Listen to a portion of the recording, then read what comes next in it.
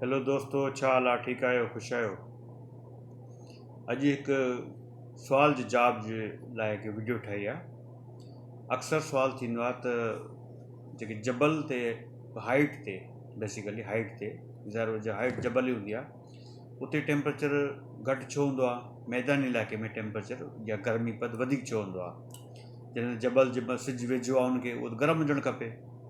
या ॿियो सुवाल इहो त ख़ते इस्तवा ते त सिज सॼो साल सिधो चमकंदो आहे, पर उते तव्हां ॾिठो हूंदो श्रीलंका मिसाल ख़ते सां जे भरिसां ई आहे तक़रीबन, या इंडोनेशिया, उते टेम्परेचर 35 डिग्री थींदो आहे वधि में वधि 36 या 40 भला, पर सिंध में 50 डिग्री थिए थो पियो। ईरान में 52-55 थींदो आहे। दश्ते लूत में तव्हां ॿुधो हूंदो। इहो छाजे करे? हालांकि उहे ख़ते इस्तवा खां इलाइक़ा इलाही मथे आहिनि, उत्तर में आहिनि। सो इहो छाजे करे? इन ते पाण डिस्कस कंदासीं त गर्मी थियण जा सबबु बेसिकल छा हूंदा आहिनि, सिंध में एॾी गर्मी छो थींदी आहे। ठीकु आहे, हाणे तव्हांखे पोयनि वीडियोज़ में ख़बर हूंदी त जेको इन्वायरमेंट आहे, ज़मीन जो एटमॉस्फेयर आहे, उहो 78% नाइट्रोजन आहे, 21% ऑक्सीजन आहे, बाक़ी 1% में सभई गैसिस शामिल आहिनि, जीअं कार्बन डाइऑक्साइड आहे, कार्बन मोनोऑक्साइड आहे, सल्फर डाइऑक्साइड आहे, क्लोरीन आहे, फ्लोरीन आहे, जेके ॿियूं गैसिस आहिनि, आर्गान वग़ैरह, सभई उहे 1% में शामिल हूंदियूं आहिनि। हाणे जेको ओशन सरफेस आहे, यानी सामुंडी सतह, उते वधि में वधि एटमॉस्फेयर प्रेशर हूंदो आहे। एटमॉस्फेरिक प्रेशर छा हूंदो आहे? यानी कि ज़मीन जे मथां जेको हवाई तह आहे या हवाई हिकिड़ो गिलाफ़ आहे सम्झो, उन हवाई तह जे करे हिकिड़ो प्रेशर ठहंदो आहे धरती जे सतह ते, उनखे पाण एटमॉस्फेरिक प्रेशर चवंदा आहियूं। हाणे जीअं पाण सरफेस ते हूंदासीं त प्रेशर वधीक हूंदो। उहो केतिरो हूंदो आहे? 14.7 PSI। सवली सिंधी में तक़रीबन 15 किलो फी इंच ते उहो प्रेशर हूंदो आहे।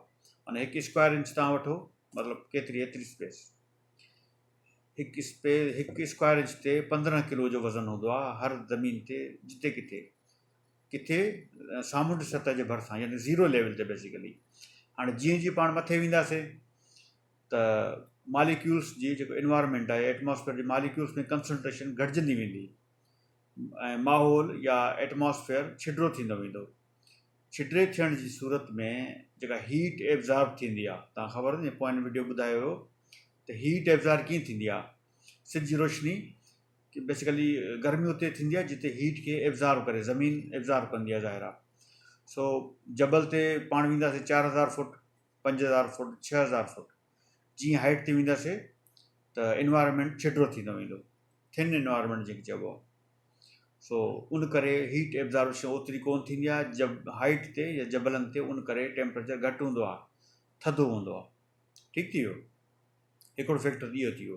अहिड़ी तरीक़े सां तव्हां ॾिसो दादू में 50 डिग्री थिए थो, पर 100 किलोमीटर परियां गोरखिल आहे, 6000 फुट या 6500 फुट, उते टेम्परेचर माइनस में बि हूंदो आहे राति जो, ऊन्हारे में इवन, चलो माइनस में न बि हुजे पर बहितरीनु मौसम हूंदो आहे, थधि हूंदी आहे एक्चुअली।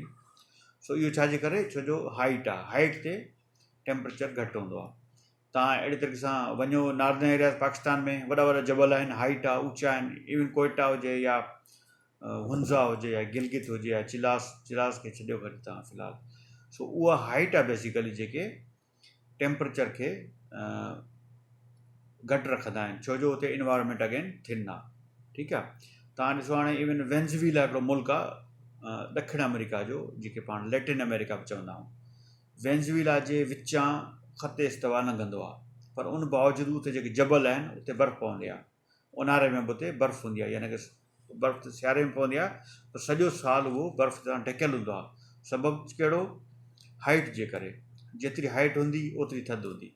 सिंध ज़ाहिर आहे एतिरा जबल कोन आहिनि, तमामु घटि जबल आहिनि, मैदानी इलाइक़ो आहे, हीट फुल एब्ज़ॉर्ब थिए थी, फ्लैट प्लेन आहे बेसिकली।